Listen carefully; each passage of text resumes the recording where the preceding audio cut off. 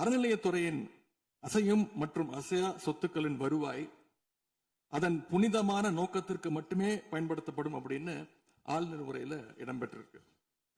இந்த கருத்தை பார்க்கும் பொழுது அறநிலையத்துறையே இருக்கக்கூடாது அப்படின்னு சொல்ற பாஜகவுடைய குரலாகத்தான் தாவேக அரசும் சொல்லுதா அப்படிங்கிற சந்தேகம் எங்களுக்கு வருது.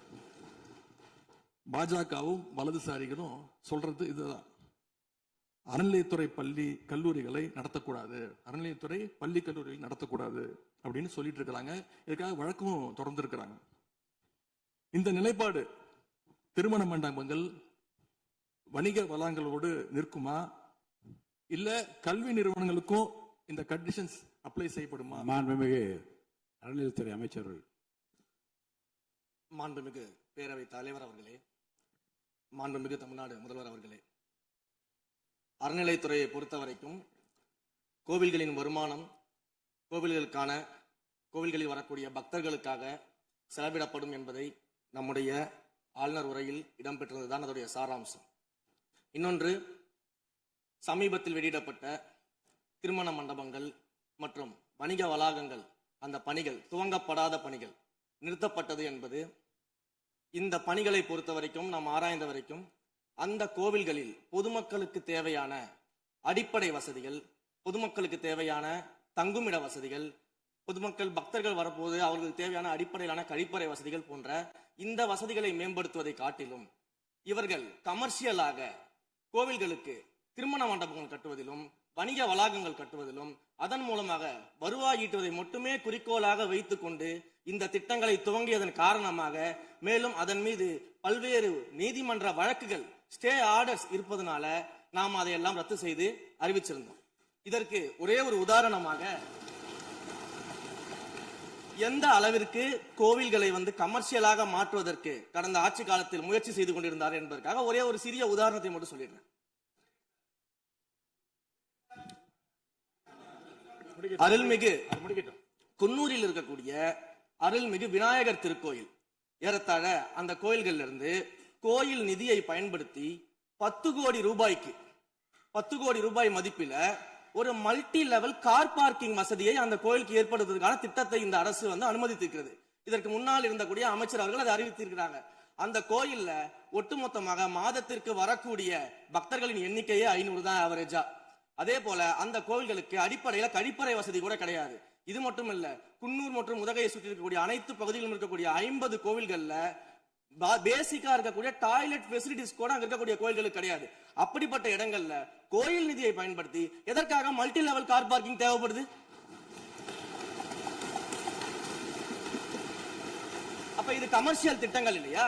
கோவில் நிதியை இப்படி கமர்ஷியலாக பயன்படுத்துவதற்கு எதிராக தான் நாம இந்த திட்டங்களை எல்லாமே தடுத்து இந்த திட்டங்கள் தேவையில்லை, அதற்கு பதிலாக நம்முடைய அரசாணையிலே வெளியிட்டிருக்கிறோம். மிக தெளிவாக கடைசி வரியை படித்து பார்த்தால் எல்லாருக்கும் தெரியும். இந்த கோவில் நிதியை பயன்படுத்தி கோவிலும் பக்தர்களும் பயன்படக்கூடிய வகையில மாற்று திட்டங்களை உருவாக்கும்ன்ற வரியை நம்ம மென்ஷன் பண்ணியிருந்தோம். எந்த இடத்திலையுமே மக்கள் பயன்படக்கூடிய கல்வி நிலையங்களையோ இல்ல இது போன்ற மருத்துவ வசதிகளையோ நாம செய்து தர மாட்டோம்னு சொல்லல. இன்னும் சொல்ல போனா கடந்த 5 ஆண்டுகள்ல ஒன்றிய அரசின் நிதி உதவியோடு பழனியில பாத்தீங்கன்னா ஒரு சித்த மருத்துவமனை கட்டுவதற்கான நிதி உதவியை ஒன்றிய அரசு தருவதற்கு தயாராக இருந்தது. ஆனா கடந்த ஆட்சியில அந்த திட்டத்தை அப்படியே கிடப்புல போட்டுட்டு கேட்டா ரெக்கரிங் செலவை எங்களால ஏத்துக்க முடியாது அப்படின்னு சொல்லி கிடப்புல போட்டு வச்சிருந்த இந்த திட்டத்தை நாம இன்றைக்கு கையில் எடுத்து அதை துவங்குவதற்கான ஆய்வில் இறங்கியிருக்கிறோம். அப்ப எந்த இடத்திலையுமே மக்கள் பயன்பெறக்கூடிய திட்டங்களை நாம தடுக்கவும் இல்லை, நாம யாருக்கும் பி டீமாக இருந்து வேலை செய்ய வேண்டிய அவசியமும் இல்லை.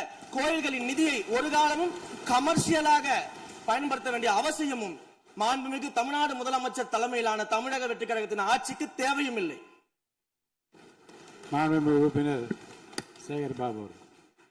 மாண்புமிகு பேரவைத் தலைவர் அவர்களே, இந்து சமய அறநிலைத்துறை கொடைகள் என்ற ஒரு சட்டம் இருக்கின்றது.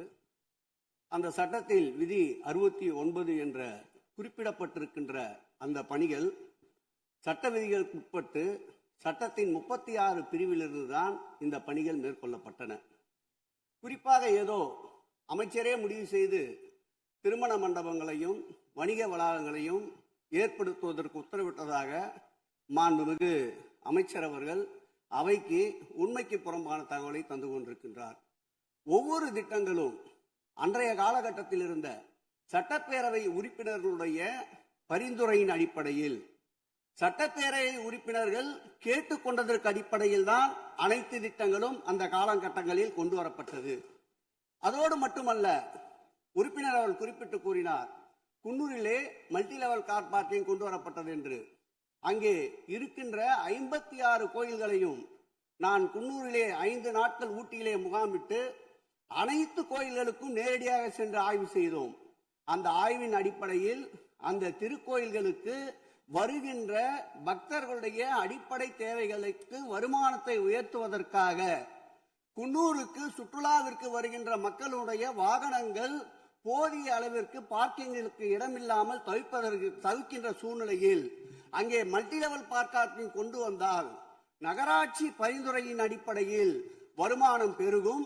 அந்த வருமானம் திருக்கோயில்களுடைய மேம்படுத்துகின்ற பணிகளுக்கு உதவும் என்பதற்காகத்தான் அந்த பணிகளை மேற்கொண்டோம் என்பதை மாண்புமிகு அமைச்சர் அவர்களுக்கு இப்போது யார் அறிவுறுத்தி, ஒரு நிமிஷம், யார் அறிவுறுத்தி இந்த அரசாணையை வெளியிட்டிருக்கின்றாரோ அவர்தான் அப்பொழுது ஆணையாளராக இருந்தபோது இதே அறிவுறுத்தின் பேரில் அரசாணையை வெளியிட்டிருக்கிறார் என்பதை பேரவைத் தலைவருக்கு, பேரவைத் தலைவர் வாயிலாக அமைச்சருக்கு தெரிவித்துக் கொள்கிறேன்.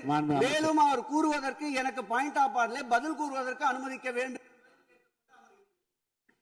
மாண்புமிகு பேரவைத் தலைவர் அவர்களே, குன்னூரில் இருக்கக்கூடிய அந்த விநாயகர் கோயிலுக்கு சொந்தமான இடத்துல மல்டி லெவல் கார் பார்க்கிங் அமைப்பதற்கு ஏற்கனவே அங்க இருக்கக்கூடிய நகராட்சி நிர்வாகம் ப்ரப்போசல் வழங்கிய போது அந்த நகராட்சி நிர்வாகத்திடம் நம்முடைய நிலத்தை குத்தகைக்கு கொடுத்து அதன் மூலமாக இருக்கக்கூடிய வருவாயை வைத்துக் கொண்டு நாம் முடிந்த வரையில் நம்முடைய கோயில்களுக்கு தேவையான அடிப்படை வசதிகளை நாம் செய்து கொடுக்கலாம். ஆனால் கோயில் நிதியவே 10 கோடி எடுத்து அங்க மல்டி லெவல் கார் பார்க்கிங் வந்து எந்த விதமான பொதுமக்களும் பக்தர்களும் கேட்கல. பக்தர்களும் பொதுமக்களும் கேட்பதெல்லாம் கோயிலுக்கு உள்ளே சென்று மனநிறைவோடு தரிசனம் செய்துவிட்டு வெளியே வரும்பொழுது அவர்களுக்கு தேவையான அடிப்படை வசதிகளை தான் பக்தர்கள் கேட்டுக் கொண்டிருக்கிறார்கள். அதை செய்தாலே போதுமானது. மாண்புமிகு எதிர்க்கட்சி தலைவர் பேசுகிறீங்க. மாண்பு போதுங்க. நீங்க சொன்னீங்க விளக்கம் சொல்லி திருப்பி இதை நான் அனுமதிக்க முடியாது. மாண்புமிகு எதிர்க்கட்சி தலைவர் பேசுங்க. வேண்டாம், போதும். நீங்க பதில் சொல்லிட்டீங்க பாருங்க. மல்டி லெவல் கார் பார்க்கிங் தேவைன்னு அவர் இல்லைன்னு சொன்னாரு, ஏன் போட்டு நீங்க சொல்லிட்டீங்க. அதோட விவாதம் முடிந்தது. மாண்புமிகு எதிர்க்கட்சி தலைவர் பேசுங்க. நீங்க திரும்ப எதுக்கு பாயிண்ட் பாடுற? இனிமே எதிர்க்கட்சி தலைவர் பேசி முடிக்கிற வரைக்கும் குறுக்கீடுகள் அவசியம் இருந்தால் அனுமதிப்பேன், அனுமதிக்க முடியாது. எதிர்க்கட்சி தலைவர் பேசலாம். ஒரு குற்றச்சாட்டு இல்ல, அவர் விளக்கம் தான் சொன்னார். என்ன குற்றச்சாட்டு சொன்னாரு? அவர் விளக்கம் சொல்லிட்டாரு. மாண்பு எதிர்க்கட்சி தலைவர் நீங்க பேசலாம். இனி மாண்பு எதிர்க்கட்சி தலைவர் பேசி முடிக்கிற வரைக்கும் எந்த குறுக்கீடுகளுக்கும் நான் அனுமதிக்க முடியாது. அவசியம் ஏற்பட்டால் விதிகள் உட்பட்டு அனுமதிக்க வேண்டிய உரிமை எனக்கு இருக்கிறது. இப்போது மாண்பு எதிர்க்கட்சி தலைவர் பேசலாம். சொல்லிட்டீங்க. நீங்க பதில் பாருங்க. அவர் சொன்ன உடனே நீங்க பதில் சொல்லிவிட்டீர்கள். குற்றச்சாட்டு அல்ல, விளக்கம் சொன்னார் அவரு.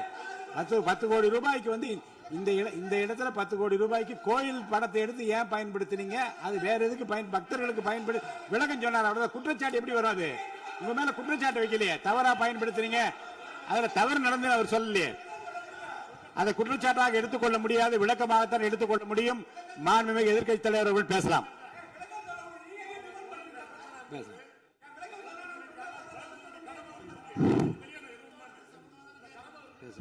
அவை முன்னவர். மாண்புமிகு பேரவைத் தலைவர்களே, அவை முன்னவர்கள் அதற்கான விளக்கத்தை சொல்லியிருக்கிறார்கள். இந்த அறநிலையத்துறை அமைச்சர் அவர்கள் விளக்கத்தை சொன்னார்கள். நீங்கள் அதற்கும் விளக்கத்தை கேட்டு பதிலளித்திருக்கிறீர்கள். மீண்டும் அவர் சொல்வதற்கெல்லாம் பதிலளிப்பதற்கு அவை நேரமில்லை.